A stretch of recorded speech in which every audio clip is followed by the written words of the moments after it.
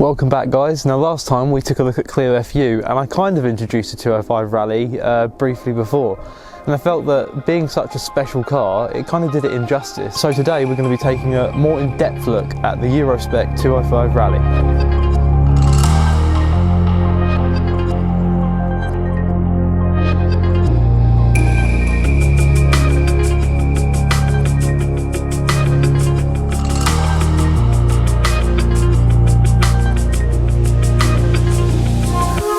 Not to be confused with the 1.4 souped up 205 XS that was first delivered to the UK market back in 1988, the Euro Spec 205 Rally ditched the 1.4 engine in favour of a Revvy twin Weber carburettor fed 1.3 that produced 103 horsepower at 6,800 RPM. The Rally was intended as a homologation special, destined to compete in the sub 1300cc rallying, and as such ditched the normal GTI interior in favour of a lighter, simpler interior setup, which included these black seats proudly displaying the Peugeot Talbot Rallying Emblem, a theme that's continued on the exterior of the Rally, with the front grille, wings, door strips and boot all proudly displaying the Talbot Rallying colours. Coupled to the 205's 1300cc engine is a manual 5-speed transmission, making the car an engaging and rewarding car to hustle down a British B-road. Aside from the exterior decals, the Euro Spec Rally also famously sports flared colour-coded arches and its simple but oh so cool 13-inch steel wheels, finished in white to match the Rally's bodywork. The Rally's refined interior and back to basics hot hatch ethos meant that the homologated special weighed in at an impressively light 794 kilos, shedding around 100 kilos from its bigger and better known brothers, the 1.6 and 1.9 GTI. Since the 205 Rally was an out-of-the-box, ready-to-race rally car, this also meant that it was less fragile than the GTI, and also sported a gearbox with shorter ratios, ventilated brake discs and stiffer suspension. Although many of the parts were shared with the GTI, call it a part bin special from Peugeot, but of course thrown together in a constructive and well thought out manner. The Rally was originally positioned as a cheaper, less expensive to run and maintain alternative to the 205 GTI. They were only sold in certain mainland European markets, including France, Belgium, Portugal, Spain, Italy and the Netherlands, and were sold for roughly the equivalent of £6,500 plus taxes.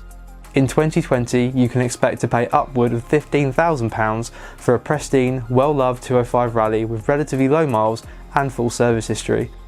It's the aforementioned Rally's unique changes that arguably make it the coolest 205 Peugeot ever made. Right guys, so that's kind of the history of the 205 Rally and where it all started, and this is now a little look at the particular OEM Plus Rally, which as you can see cosmetically is okay. It's not ideal, it's missing a few bits. Interestingly enough, the owner has actually picked up a genuine from new arch to go here, so that will be getting a new arch. It's already colour coded in the original white that this car came in, so that just needs to be put on, but of course there's other bits here that need to be addressed before that can happen around the arch, etc. Steelies, original steel wheels still on here and they're looking great. They don't really need much attention. It's more just we actually work closely with a guy who does detailing, Exige Autos, and he'll probably be able to really bring this paint back to life when he gets his hands on it, but that'll be down the line. At the moment the real concern here is the engine, which unfortunately is seized. So yeah, the engine will need an inspection at some point. If you guys want to see more content on this in terms of us taking it apart, etc., leave a like down below, because that will spur Amin on, who you may have seen in my previous vlog, to actually get down here and take the head off and have a look, and we can do loads of content on this car and kind of document the rebuild if you like, because that is kind of what this needs at the moment.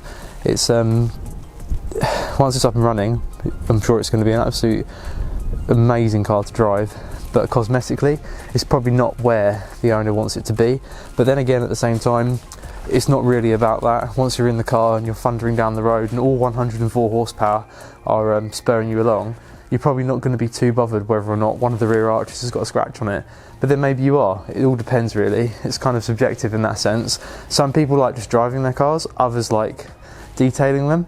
But as it is right now, this is a really quite a special car anyway. It gets a lot of attention, a lot of likes online, and yeah, that's why I've kind of done a video on it. Actually, there isn't actually a lot of 205 Rally content on YouTube at the minute, and that's kind of also whilst I'm doing this. I know that Chris Harris did a really cool and quite famous now video comparing the 205, or his very own Euro Spec 205 Rally, to a 911, and that was really what kind of, you know, that really did go down quite well. And you can see why.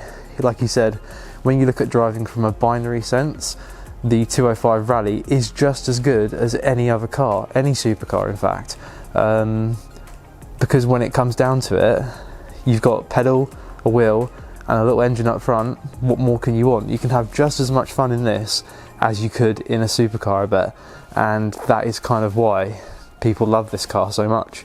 Right guys, so that's it for this video. Hopefully that's a nice little introduction to the 205 Euro Spec Rally we've got, and a taste of what's to come, if you like, in the future for 2021, when we really start to build this car again, improve it, get it up and running is the first thing, so we'll document that, and then just little bits after there, you know, the bit of paintwork, a bit of TLC is all it really needs to be quite a special car. So yeah, thanks for watching and stay tuned for more. Cheers.